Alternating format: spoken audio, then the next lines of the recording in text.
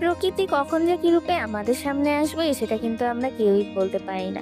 ঘুম থেকে উঠে আকাশের দিকে তাকিয়ে তো আর চোখ ফেরাতে পারছিলাম না। এত চমৎকার আকাশ দেখে বেশ ভালো লাগছে। এরকম চমৎকার আকাশ দেখে মনটা ভীষণই খুশি হয়ে গেল। সকালে উঠে স্নান সেরে নিয়েছি। এবার বাগান থেকে ফুল তুলে নিয়ে সকালে ঠাকুরের পুজোও দিয়ে দিলাম। আজকে বাগানে অনেক ফুল ফুটেছিল আর সব ফুল নিয়ে এসে ঠাকুরের সিংহাসনটা একদম ভরিয়ে রেখেছি। গাছে ফুল থাকার থেকে ফুল এনে যদি আমি ঠাকুরের চরণে দিয়ে ঠাকুরের আসনটা সাজিয়ে রাখি আমার তাতেই শান্তি। পুজো শেষ, এবার চা খেতে বসে পড়েছি। বরমশাই আর সান্নিধ্য চলে গিয়েছে। সান্নিধ্য কোচিং এ গিয়েছে বরমশাইয়ের দোকানে। সেদিন ঝড়ে যে আমগুলো পড়ে গিয়েছিল সেই আমগুলো দিয়ে আজকে চাটনি বানিয়ে ফেলবো। কালকে রাতে বরমশাই পাট শাক নিয়েছিল। এক রাতের মধ্যেই পাট শাকগুলো কেমন শুকিয়ে নিভিয়ে গিয়েছে।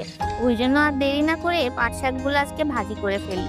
পাট শাক ভাজি খেতে আমরা বাড়ির সবাই বেশ ভালোবাসি। এরকম নরম নরম করে পাট শাক ভাজি দিয়ে ভাত মেখে খেতে খুবই ভালো লাগে। আর আজকে বরমাসের বাজার থেকে বোম্বাস্টিং মাছ নিয়ে এসেছে, মানে মাগুর মাছ এনেছে। মাছগুলো খেতে যেমন সুস্বাদু হয় তেমনই কিন্তু রান্না করতে বিশাল ঝামেলা। এই মাছ তেলে দিলে পটাশ পটাশ করে ফুটতে থাকে, আর একবার তেল ছিটে যদি গায়ে এসে পড়েছে তাহলে আর রক্ষে নেই। সেই জায়গাটা 2-3 দিন ধরে জ্বালা করতেই থাকবে। সেই জন্য মাছ ভাজতে দিয়ে আমি অন্তত 10 হাত দূরে থাকি। মাছ ভাজা হয়ে গিয়েছে, এবার মাছটা পেঁয়াজ রসুন দিয়ে কষিয়ে নেব। কয়েক রকম ভাবে এই মাছটা রান্না করা যায়, কিন্তু আমি আজকে পেঁয়াজ দিয়ে মাছটা রান্না করব। ওয়েদারটা যেহেতু আজকে একটু ভালোই রয়েছে, সেই জন্য আজকে একটু কষা কষা করে মাছের ঝোলটা রান্না করব।